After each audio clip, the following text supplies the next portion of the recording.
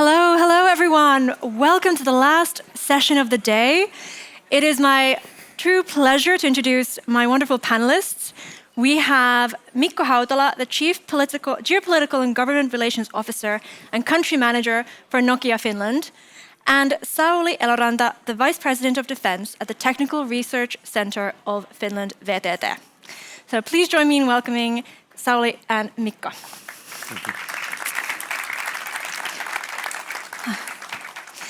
So this session is all about how we're actually using technologies in defense. And Sauli, maybe you could give us an overview. What is happening today in the defense sector and what kind of technologies are we actually seeing? Okay, thank you, Melissa. So I think what's coloring our view on tech today is really the happenings in Ukraine and what we've seen in the past couple of years or 3 years of the very rapid acceleration of adoption of new technologies. Also a kind of improvised use of technologies, harnessing a lot of commercial off-the-shelf things when it comes to, let's say, communication, using Elon Musk's satellites, for enhanced communications when the other means have not been usable, developing drones and so on. So I think, it really differs from what the long-term view for defense technologies would be. We heard from Commissioner Virkkunen about AI and quantum and microchips and space and what have you. So they are not maybe as relevant yet in today's, let's say, acute situation, what we see. But I would say that technology certainly has taken kind of the driver's seat when it comes to reacting to all kind of new threats at the moment. So the established, let's say, means of kinetic impact and all, they will remain. But at the side of that, when there has not been enough of means for, let's say, volume-based battle, then you have to kind of try to move into a new direction, which is more maybe smart and more improvised and more fast. And you've spoken a lot about how basically everything changed for you after the Ukraine war. And we've now entered this new paradigm of defense. Can you talk a bit about what that is? Well, we've been using the term new defense, and maybe it's good to share with all of you also here. And I think that most of you are familiar with new space or new space economy, where companies like Elon Musk's companies and ICEYE in Finland, what have you, entered the, very, let's say, administration-heavy space market maybe 15 years ago or so. But now what's happening in the defense market, this new defense means that there will be a lot of new entrants to the market, and a lot of things are changing. It's a paradigm shift and systemic change. So instead of having very long-term development cycles in technology, let's say 10 to 20 year cycles, very administration-heavy, administration steered and predetermined results, we have then moved into something where we have a lot of new companies. These startups that we also heard earlier today, they want to enter the defense market. And these drones in Ukraine are just one kind of small sign of that. But that's, when we enter more into this discussion, I would love to discuss also how this would be an opportunity for Europe. I mean, this disruption in the approach could be really an opportunity for all of us. I promise you we'll get to that. But before that, Mikko, I want to hear what you guys are doing in defense. Yeah, thanks. Before going into defense directly, I would perhaps bring back up the concept of national security, which is broader. And obviously, if you don't have national security in the broader sense secured, then of course your defense rests on a very shaky ground. So what I mean by this is that if you look at Europe these days, we do have massive problems in our digital infrastructure. One of the problems is that it's already part of the infrastructure is in the hands of, as we call it in our lingo, non-trusted vendors. So we actually don't have the full control of the technology stack, which always means that it's more open and vulnerable to sort of bad intentions and actions. So basically, I think we have to have a broader view on European defense and tech, and one of the cornerstones, foundations is actually the critical infrastructure and digital infrastructure, because without these, you basically don't really have a reliable, sustainable defense. On the defense side, I think the fundamental driver behind what the organization that I do represent is the AI supercycle. And AI supercycle means that AI will obviously occupy more and more space in all areas of life, including defense. And AI supercycle means that actually data traffic globally is going to double at least, probably triple, within the next 10 years. And it's mainly driven by AI use, but it also means for us that AI doesn't work, it doesn't really mean much without the corresponding connectivity that actually makes sure that the data can be moved from a device to a data center and then back.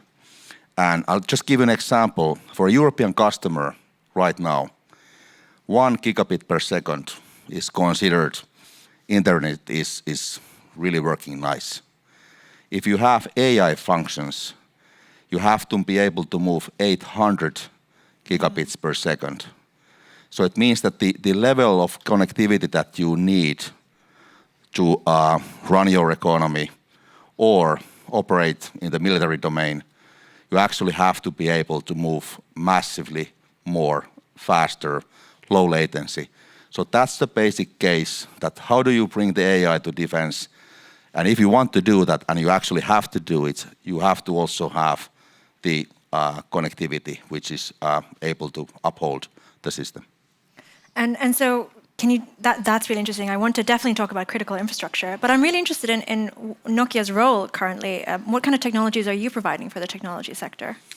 We are currently active in, I would say, 3 operational or domains. We are, of course, bringing connectivity to the strategic level.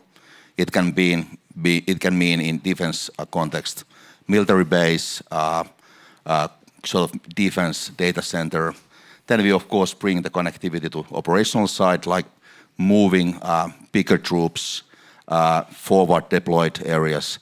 Then we also have the tactical bubble, so we can bring the smallest version we have is actually a 5G independent network in your backpack, weighing like 7-8 kilos. So that's the kind of smallest critical 5G bubble you can bring. Why this is all important? Because if we assume, and I think it's correct to assume, that AI systems are going to be decisive in the battlefield. And like I said earlier, they need massively faster data transfer. You actually, the old radios, as we call them, old green radios, they simply cannot, they are made for voice. They are not made for the data sort of volumes we are now talking about. So actually you need new sort of concepts, you need new technologies. And what we are bringing is 5G. It's actually, that is the only standard currently that can really, it gives you 10 times the speed of the old systems at least. So this is the kind of the basic argument we have. Then I would also add here that we are now moving towards 6G in mobile networks. That's going to happen in the next 5 years commercially. We are now setting the standards, and that will probably mean that the network itself will become a national defense tool, because network will have capabilities of sensing. It essentially becomes a radar. It can see, analyze, detect things that it cannot today. So this will also mean that the network doesn't only kind of enable operations within the network bubble, but it actually becomes a defensive tool in itself. So these are the long-term opportunities that we do have. That's fascinating. I mean, just this June, NATO adopted a new 6G standard. I mean, what is it? What is the significance of that? Well, we are having a process of basically competing about who gets to set the standard for 6G. And obviously the aim is that all the different players in the field, we could agree on a common standard so that all the equipment, devices would be then compatible. We are not there yet. The process is ongoing.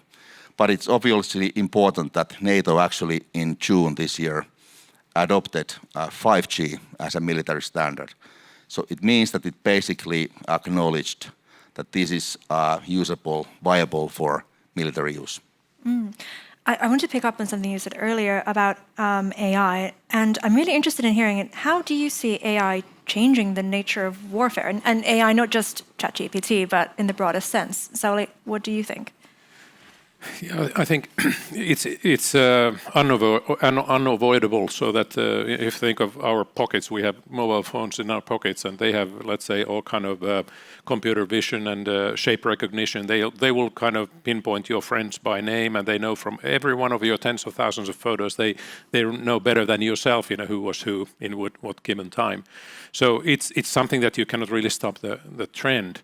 And then I think that there is also quite a lot of talk about autonomous systems, and drones, are still quite a lot of, let's say, remotely controlled in a way that there is an operator, and there are some mishaps with that, so that they are very vulnerable to jamming and what have you. So more autonomous systems can maybe operate when you are losing the connection. So that might be one kind of thing in there. And normally, if you have autonomy, you need to do that through artificial intelligence. Then soldiers typically want to have a human in the loop or on the loop and not off the loop, so that we would like to have a soldier deciding what to do. But I mean, that's also relative, so that now in Ukraine, so they want to design drones that maybe the last 50 to 100 meters are autonomous sliding into the target, when the jamming is at its strongest.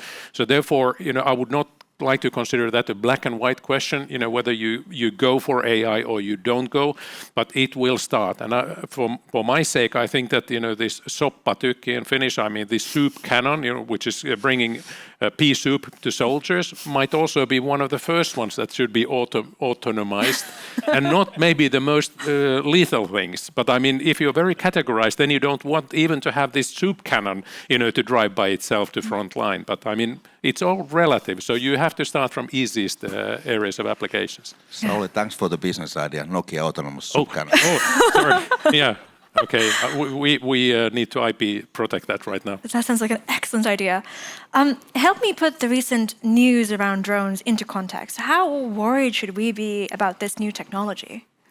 Now, the thing what we should be worried about, I think it's the commander of Finnish Defence Forces was also highlighting this in the news earlier this week, that it's the cost imbalance that we have at the moment. So that the threat is caused by relatively inexpensive means. And on the other hand, the countermeasures are done with extremely expensive means. So therefore, if you think of war economy, I mean, this is entirely unsustainable. So we need to learn from, let's say, the use of drones in Ukraine about how you can manufacture in industrial scale something that could counter, let's say, those threats what we see at the moment. And I would highlight that probably we can never put all those counter things on a shelf like we have wanted to do with 155 millimeter artillery grenades.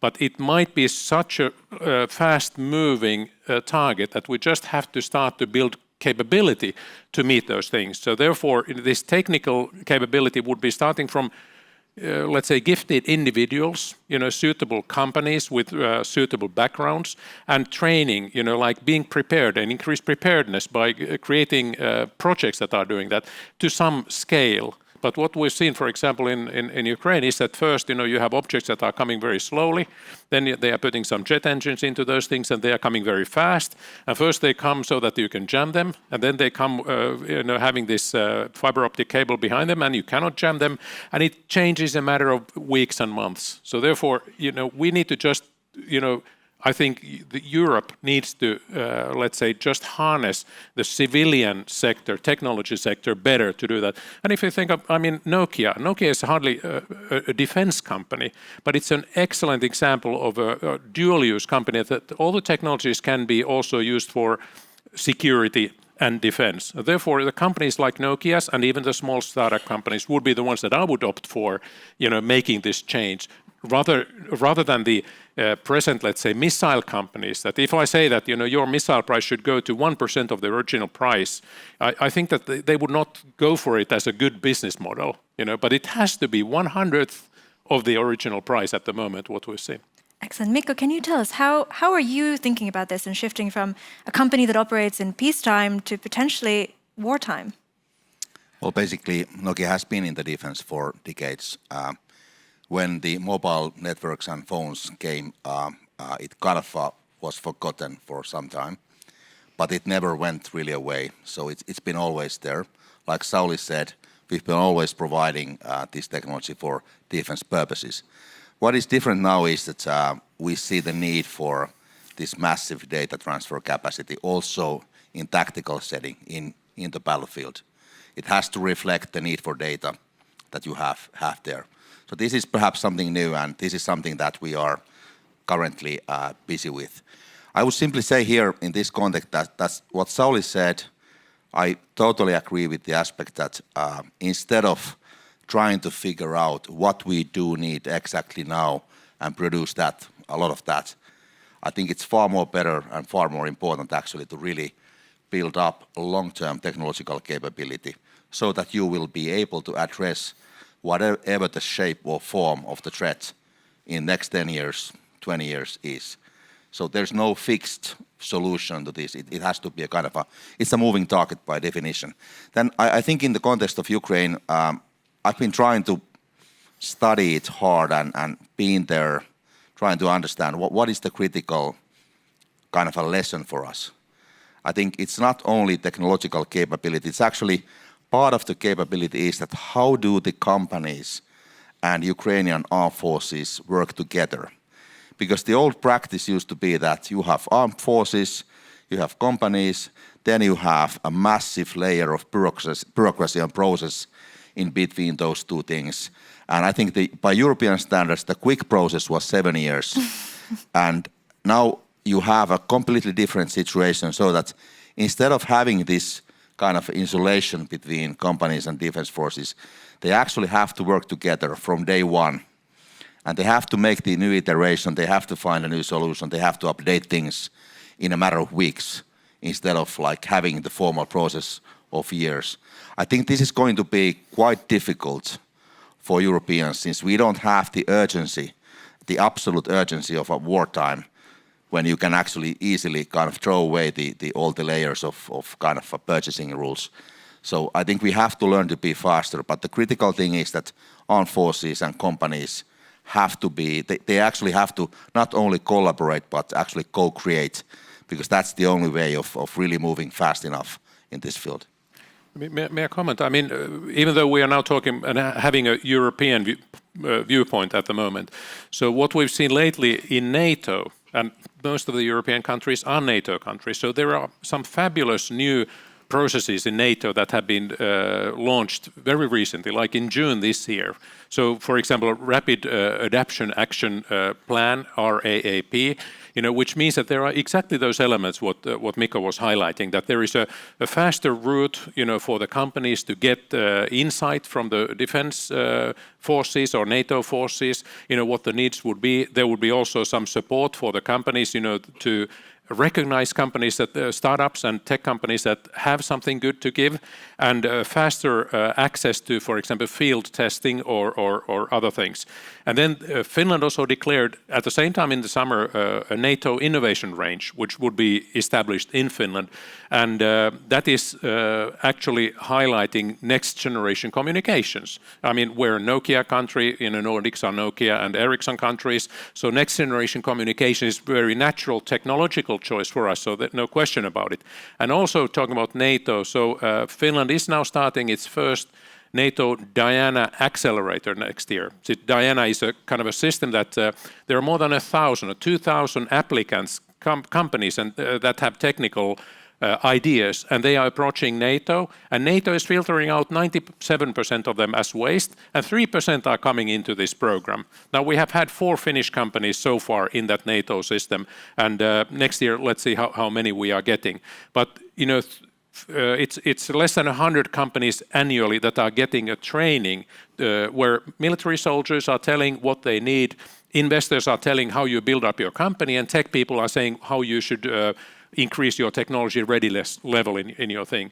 So my message for Europe would be that, let's utilize NATO to Europe's advantage, because we mentioned US and something also about, let's say, Far East today.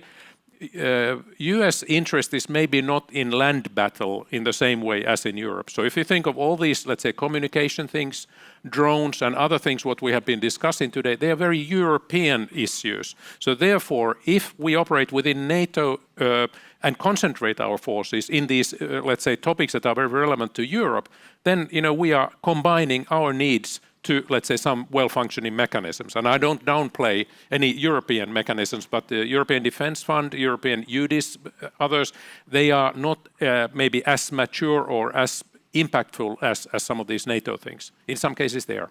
Mikko, did you have something to add? Perhaps I would simply take a jump to a more kind of a strategic concern that I have, because I'm actually less concerned of the European capability of handling with the defense tech and kind of, I think we have the industry, we are capable of scaling it up. So we have all those ingredients in place to tackle with the immediate kind of short-term, middle-term threats. I think what is more fundamental is that the reality is that Europe is massively lacking in its digital capabilities. And I'll give an example from my world. The share of the 5G standalone networks in Europe is 2%. And what does 5G standalone mean? It means that the whole network in all its elements is designed for 5G standard, which is the fastest that you can have right now.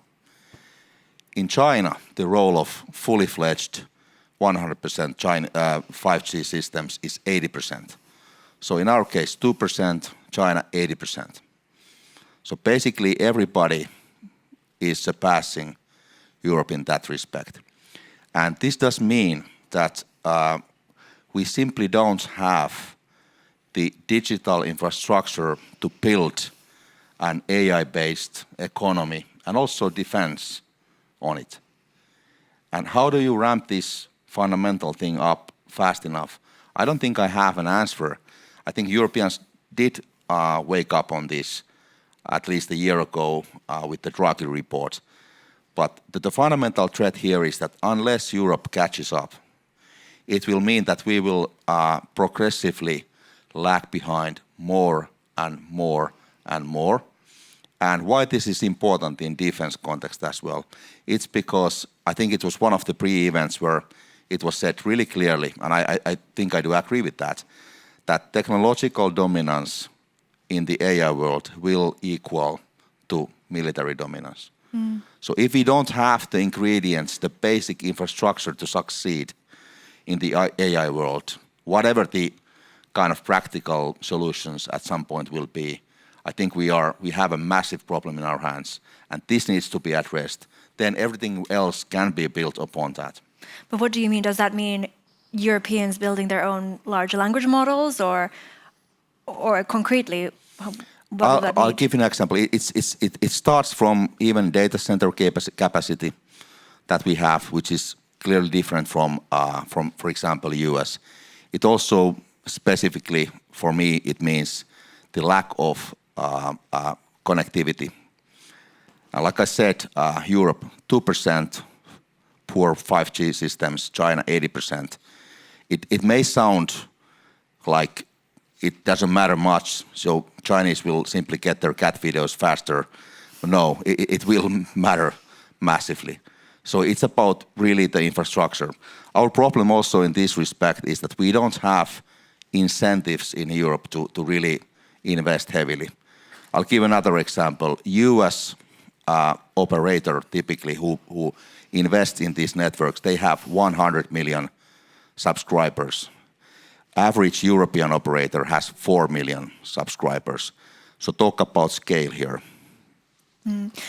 Sauli, I'd love to hear your thoughts on this. Yeah, it's a grim picture. I mean, I'm struggling to try to find, let's say, a silver lining, to this thing, and I'm personally very concerned about. I have solution. Okay. Well, that's positive, but save it to the later stage. I think one example what VTT has been doing is that, for example, in Finland, the investments in strategic technologies like quantum have been kind of centralized or focused somewhere. VTT is not really kind of holding a quantum computer in its, let's say, basement and holding it for itself.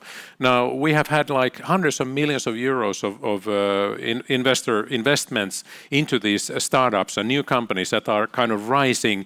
That is a follow-up of the strategic investment. So rather than having, let's say, every town to have 1 qubit computer, so we are having 50 to 300 qubit computers that are central investments. And we have this Lumi computer, supercomputer that we discussed and heard from Commissioner Virkkunen.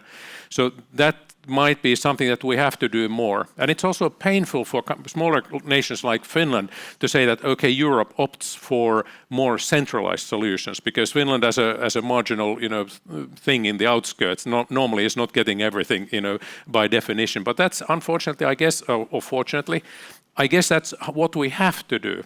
And I mean, going back to the physical world once, if you think of the number of platforms that we have in European, let's say, defense systems, they're like immense. There are tens of different platforms for tanks or aircraft or what have you, compared to US where, there is a consolidation and focus. So therefore, you can make better choices.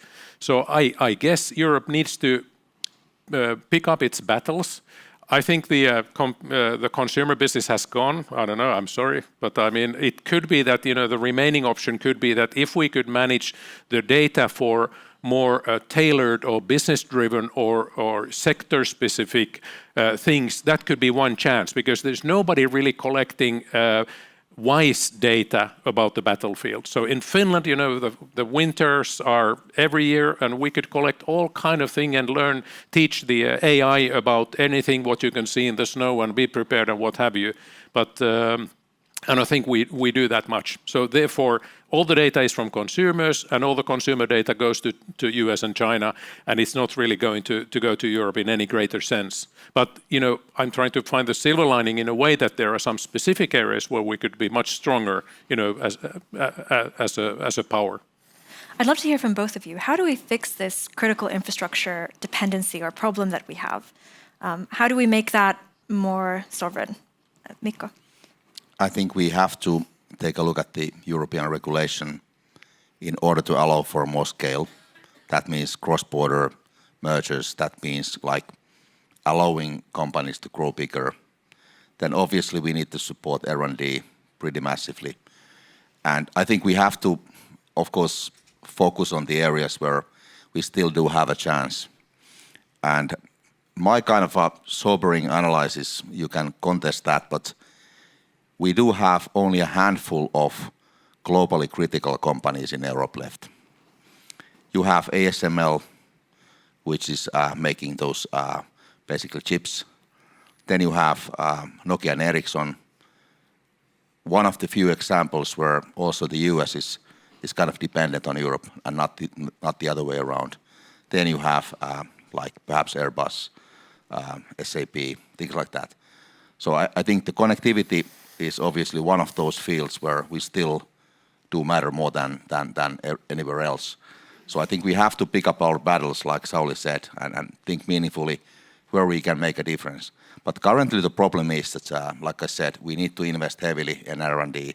We have to allow the market to grow bigger, to invest, to really invest in scale, because otherwise it will lead to a situation where we simply kind of continue to lag behind. We can't scale things up. And it gets more dangerous now when AI supercycle is going on. Sauli, maybe one pass to Mikko again, so that I know that in Finnish media there was one quite recent article by our former CEO Antti Vasara from VTT, Pekka Lundmark, the previous CEO for Nokia, and Peter Sarlin from Silo AI. And they were kind of bringing up an idea that, for example, in next generation communications, it's not only about communications. I'm sure that Nokia would not like to only transfer kind of contaminated messages, contaminated data which is compromised in security and cyber and what have you. And what those guys were saying, those, let's say, 3 leading tech guys in Finland were saying that, when you have this new combination of next generation communications with cyber and AI and quantum and space, you are kind of redefining the place. So it's a bit like a blue ocean strategy, so that we are maybe behind in many of those things, but we have all the freedom to redefine what would be the future concept of trusted communications. And for me, I'm trying to find a name, whatever, diamond or fireball or rock or whatever that would be, but something that would kind of say that whatever is going there, it's resilient and it's trusted and it flows and it's shareable and what have you.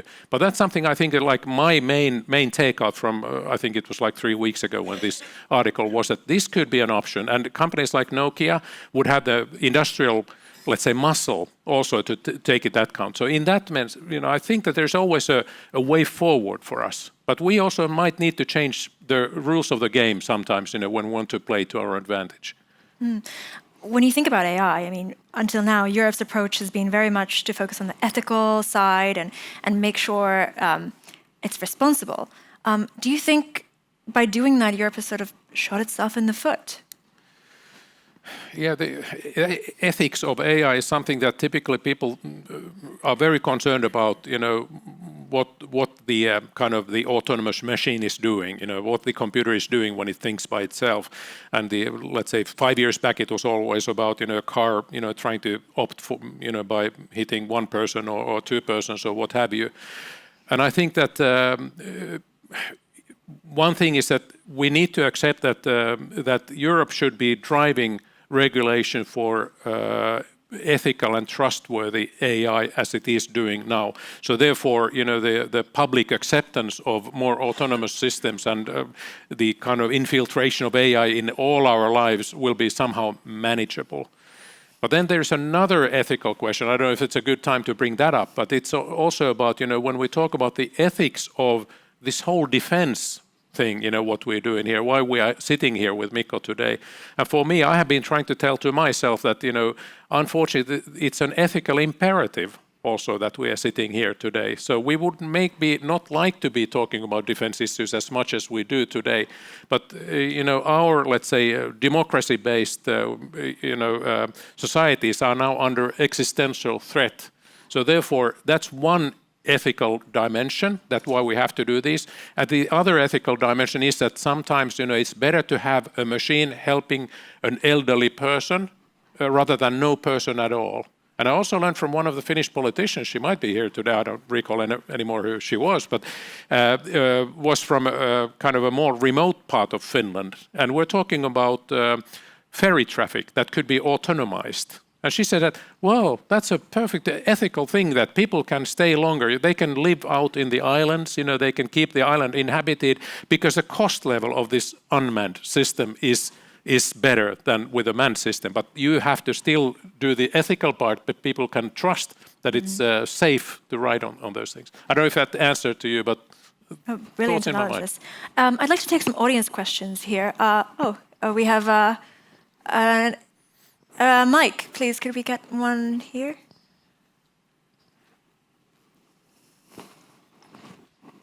Quite readily audible without a mic as well, but maybe, is this being streamed? Wonderful. Yes. So my name is Vili Lehdonvirta. I'm professor of technology policy at Aalto University. So thank you for the very interesting remarks. If Europe cannot develop domestic AI, frontier AI capabilities, should we still adopt AI across society and let it infiltrate into every aspect of society, as you've suggested? Thank you. yes. That's a very Finnish answer. Could you elaborate, please? Oh, okay. Yeah, I mean, you cannot neglect AI because, like what Mikko was saying, everything is about data and how the data is kind of being a part of our lives, and all the systems will be, let's say, more connected, more let's say, cognitive and what have you. So therefore, we have to be good in adapting AI. No question about it. But probably the big, let's say, owners of AI data models and big servers and what have you, they might be a different ball game. But adapting that, for example, in defense, we can be leaders in that. No question. So even if that means we are even more dependent on foreign tech. Just to repeat that for people in the live stream, he asked, even if that means that we're more dependent on foreign tech companies. Why not thinking of a risk-based approach so that consider that you make dumb systems in order to avoid your dependency on US, let's say, tech. I would opt for going to wise systems or smart systems, but it's something that you have to kind of consider.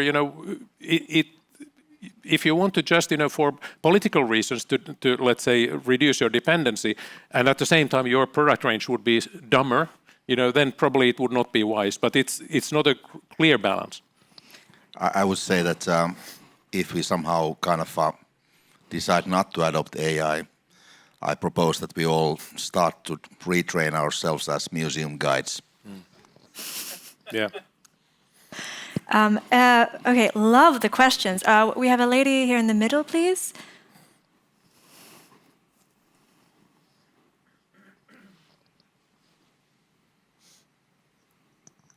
So I'm Paula Vanninen from University of Helsinki and associate professor.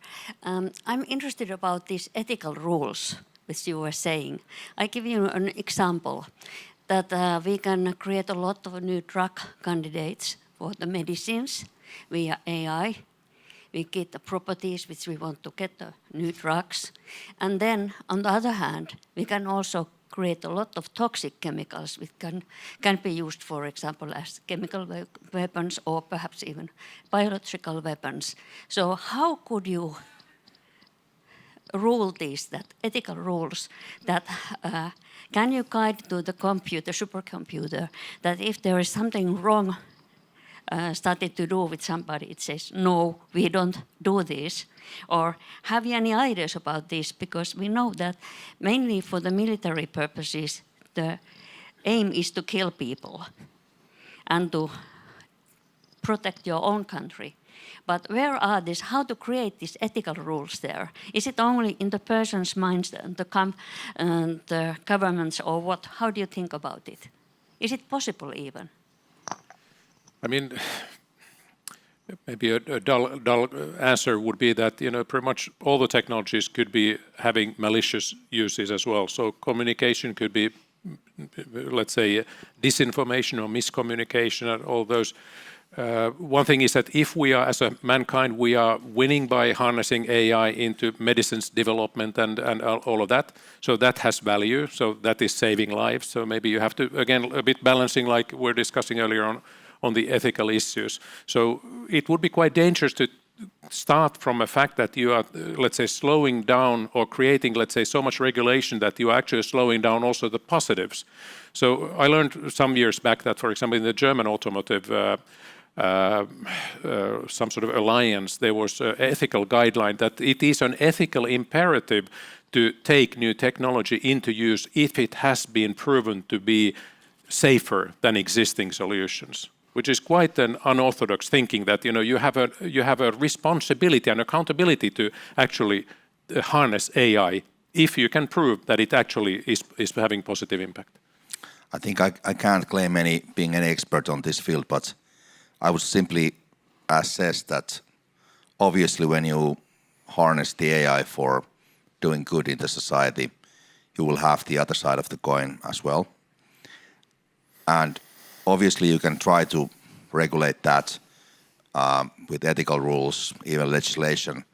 The difficulty here is that because AI is at front and center of the global power competition, so how do you make those powers who want to gain more power and challenge the others, how do you regulate them to stop this kind of weaponizing of the AI? So this is the dilemma where even a democratic rule of law country will be and will have to face. So I think the discussion is going to be like, shall we simply go further? Shall we even weaponize the AI? Shall we plan for how to use it for those kind of purposes with the hope of finding a balance so that nobody can sort of threaten us with this kind of super capabilities, because we can then counter. It's pretty much the same dynamics as you had with the nuclear weapons back in the day, when actually nobody could really afford of those great powers to stop that. They were rather sort of incentivized to move further. So I'm afraid this might be the logic of the future. I certainly don't hope that, but I think we have to be prepared that something like this will also happen. Do you think we should have red lines, something that we just won't accept, like autonomous killer robots, for example? I mean, we can have red lines as many as we please, but the question is that how do we enforce those red lines in the middle of the massive, deep, great power competition? It's not about. It will be about the sort of capabilities. So how do we enforce those? I mean, this is the question we simply can't answer fully, at least. There's a question over the man with the paper, please. Yeah, it's a unique identifier. Thank you. Valtteri Vuoriso, University of Tampere. Thank you for the discussion. And Mikko, I think you raised a brilliant point on highlighting the importance and lack of capability in the European infrastructure from a connectivity point of view. Super important. I would like to also highlight energy and the energy infrastructure. Recent report says that if you want to develop an AI factory, a leading AI factory in the world in 2030, it will cost 200 billion, which is, a lot of money, but can be found, but will require the equivalent amounts of energy from 9 nuclear reactors. 9. So all this talk about, where we want to be a European AI superpower, or Finland wants to be an AI superpower, where do we get the energy? Is this futile talk, and are we just trying to deceive ourselves that we are in the game? Or like Vili said, that we should recognize the dependencies on the technology of the great powers. Thank you. Thank you. Sauli, do you want to take this? No real answer to that, Valtteri. So I mean, this whole energy debate is something that it looks like, with the amount of renewables, we are actually being able to meet the normal, let's say, requirements when it comes to European targets, if the technology development goes the way how we see it today with nuclear and wind and solar and what have you. But then if that's an exponential increase in energy consumption, that would require some other things. So normally I guess that in throughout the history, the more you have had energy, the more you have spent it, so that there's never any excess energy in a way that it's all going to be consumed. So the more we are having it, it will find its way to our systems and processes. So one thing is that at least, we have to try to consider this. I would like to combine this energy question that you might now touch from a sustainability point of view into resilience point of view, so that also, if you are building your energy systems, resilient energy systems would be less dependent on fossil fuels and would be more based on, let's say, renewables or what have you, and therefore that would be one option for that. But if you are running, let's say, your AI server farms with fossil fuels, that doesn't seem very clever either, going forward. I think if you ask Finnish energy companies, they will give you a slide where they can prove that they can scale up the energy production that will cover those needs. I think on your question, probably we have to also keep in mind that you can calculate things assuming that the energy efficiency stays the same in the future. But what if it improves massively? And just to give an example on 6G, we expect that the energy efficiency will drastically improve in the next 10 years. So you may have things in the horizon that would sort of enable you to cover that as well. So we just don't know that. And maybe quantum computers someday, depending a bit what kind of time frame we have. So there might be some disruptive ways of computing also in the future, but they are not yet today. Thank you. Any other questions in the audience? Oh, some pointing over here.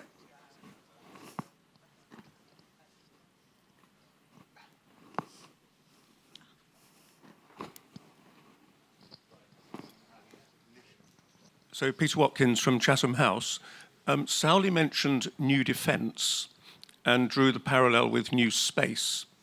And I just wondered if you could say how quickly you think this transition might occur. I mean, in space it's happening pretty quickly, but I would suggest that in defence it might be a lot more difficult. There are more and bigger and more influential incumbents.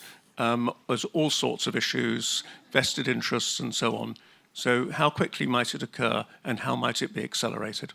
Thank you. I mean, excellent introduction to the topic, and those are the kind of things that are actually, let's say, really hindering, this type of thing. Like I said, NATO and many nations have new methods and tools to try to, let's say, attract more companies coming into the market.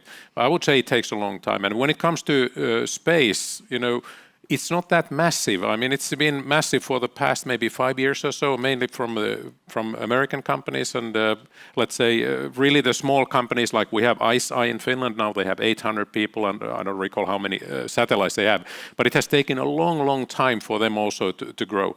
I think it will be the same in defense as well.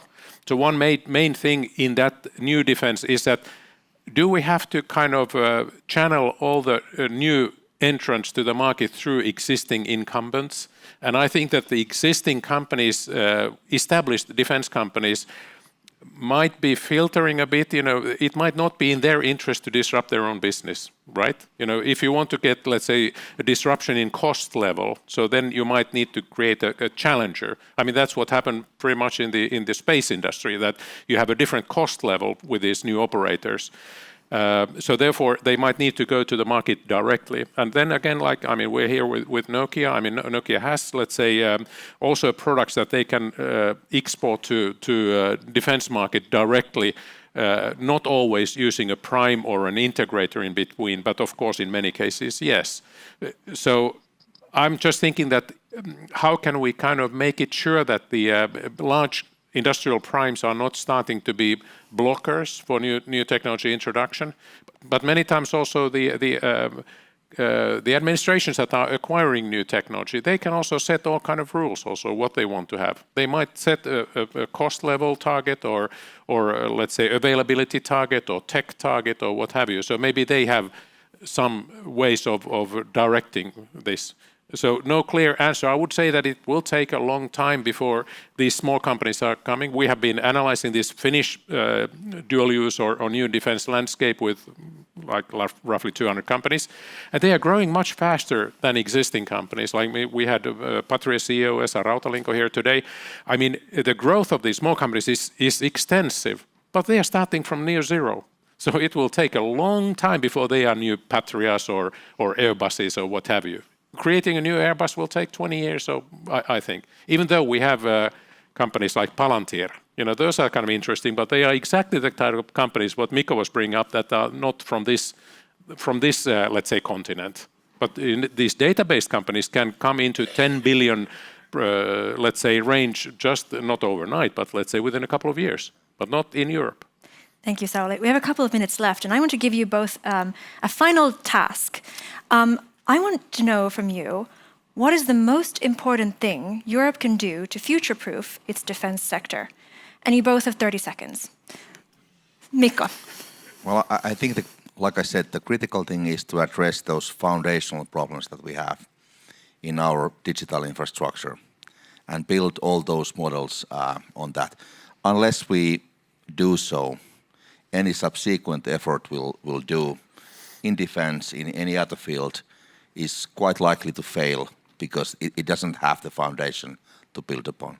Thank you. Sauli? And I would say that beef up the existing defense industry with dual use or civilian industries. I mean, build those nuclear or polar icebreakers for US, export them from Europe to US, safeguard the whole North Pole with, let's say, European technology, export Nokia stuff in there and try to get as much as possible civilian companies to really also learn how to address the defense market, and not only the defense industrial companies. They know how to do it, but that's where the growth potential is, I think.